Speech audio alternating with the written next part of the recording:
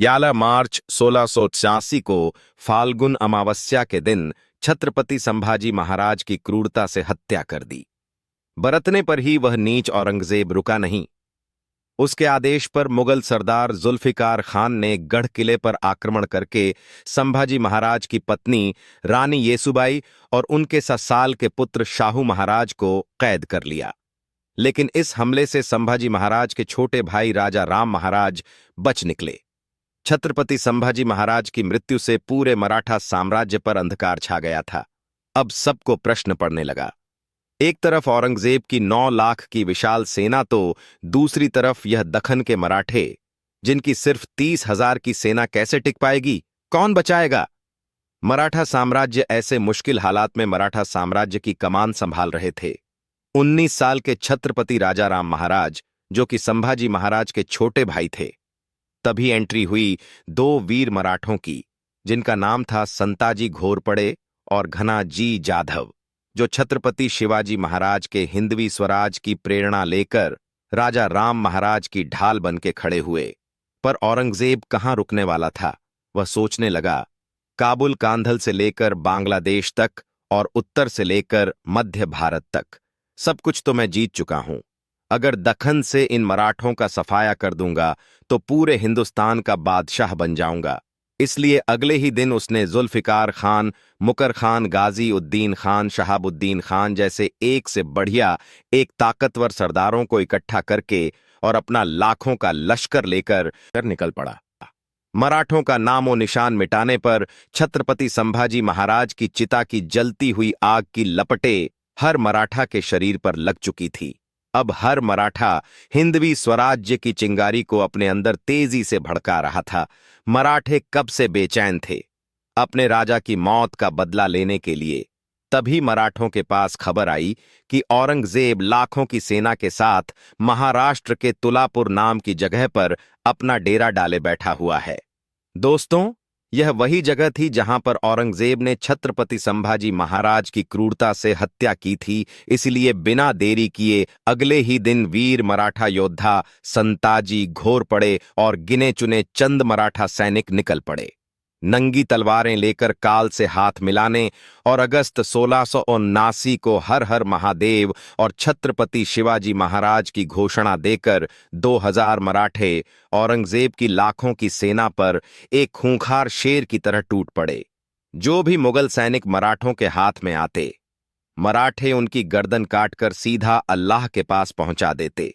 मराठों ने मुगलों को काट काट कर मौत का तांडव मचा दिया। मराठों के यूं अचानक हमले से पूरी मुगल छावनी में भगदड़ मच गई। इसलिए मुगल जोर जोर से चिल्लाने लगे, हुजूर, मराठे आ गए। एक तरफ लाखों की मुगल सेना औरंगजेब की जान बचाने की कोशिश में लगी हुई थी, तो दूसरी तरफ मराठे मारने मरने के लिए तैयार थे। मराठों ने मुगल छावनी में घुसकर कुछ इस तरह के कत्लेआम मचाया कि औरंगजेब अपनी जान बचाकर दुम दबा के भाग गया। इस हमले में भले ही औरंगजेब की जान बच गई, पर पूरे मुगल साम्राज्य की नाक कट गई। मराठे यही नहीं रुके। अब मराठों ने मुगल चावनी के ऊपर के 2 सोने के कलश काटकर और इस अभियान को सफलतापूर्वक अंजाम देकर सिंघर किले को लौट गए।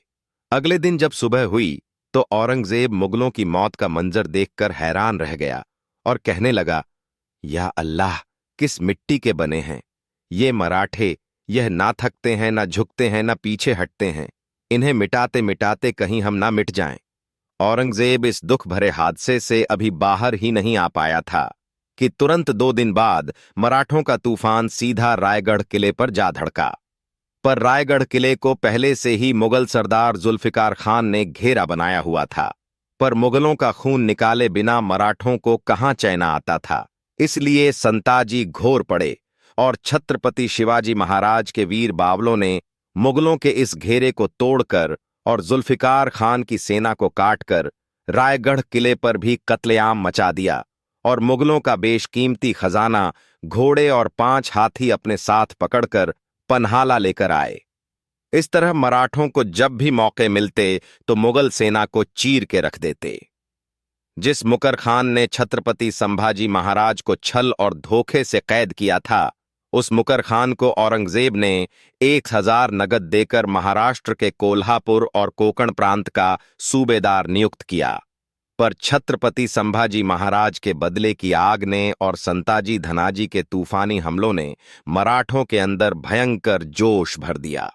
इसलिए मराठों ने यह प्रण लिया, चाहे कुछ भी हो जाए, पर उस मुकर खान को जिंदा नहीं छोड़ना।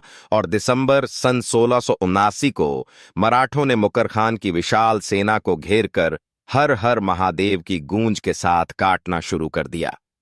इस घनघोर युद्ध में अब संताजी घोरपड़े ने मुकर खान को पकड़कर इतना जबरदस्त तोड़ा कि खून से लथपथ पड़े। मुकर खान की यह दुर्दशा देखकर मुगल सेना उसे जंगलों में लेकर भाग गई, पर मराठों ने मुकर खान को इतना जबरदस्त तोड़ा था कि उसकी तड़प तड़प कर मौत हो गई। इस तरह उस मुकर खान को मारकर मराठों ने छत्रपति संभाजी महाराज के मृत्यु का बदला लिया।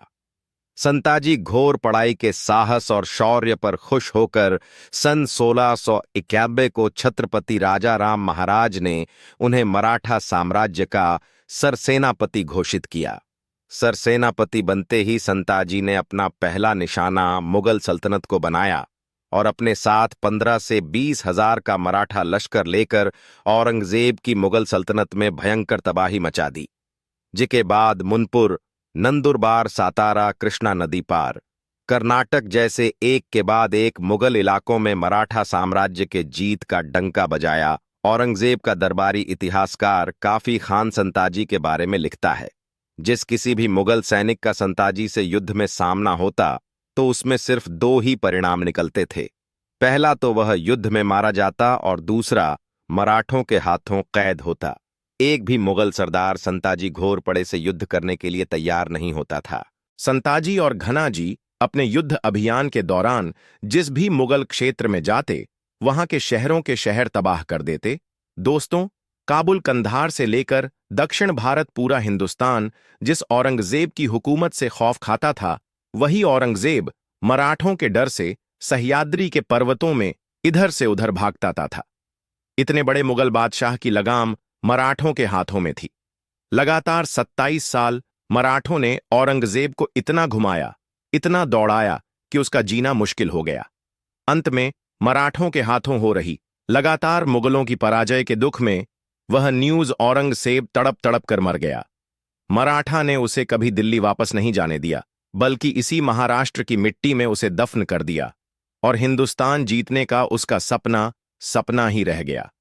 पढ़ लेना कभी, औरंगजेब का मृत्यु पत्र सिर्फ एक ही हिंदू राजा का नाम आएगा। छत्रपति शिवाजी महाराज का मराठा साम्राज्य इतने बड़े मुगल साम्राज्य का वजूद मिटाने वाले सरसेनापति संताजी घोरपड़े का आगे क्या हुआ जानेंगे अगले वीडियो में। धन्यवाद।